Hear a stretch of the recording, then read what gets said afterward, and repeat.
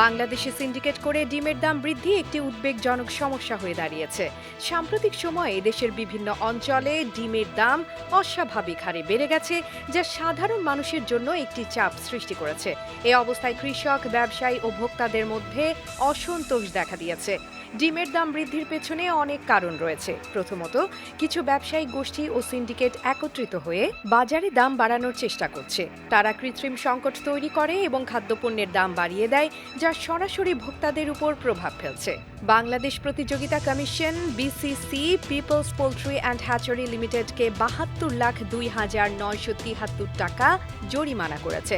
ডিমের দাম অস্বাভাবিক বৃদ্ধি এবং সরবরাহ নিয়ন্ত্রণের অভিযোগে এই জরিমানা করা হয়। তদন্তে পিপলস পোল্ট্রি ছাড়াও Kazi farms, CP Bangladesh, diamond egg এবং অন্যান্য প্রতিষ্ঠানগুলোর মধ্যে যোগ সাজশের প্রমাণ পাওয়া যায়, যা ডিমের মূল্য বাড়ানোর সাথে সংশ্লিষ্ট।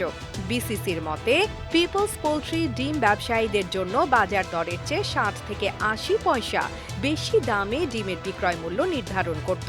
ব্যবসায়ীরা এই নির্ধারিত দামে ডিম বিক্রিতে রাজি না হলে তাদের সরবরাহ বন্ধ করে দেয়া হতো।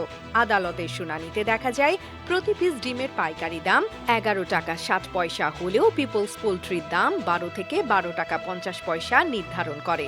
এই সমস্যার সমাধানে সরকারের পাশাপাশি সাধারণ জনগণের সচেতনতা ও অংশগ্রহণ অপরিহার্য।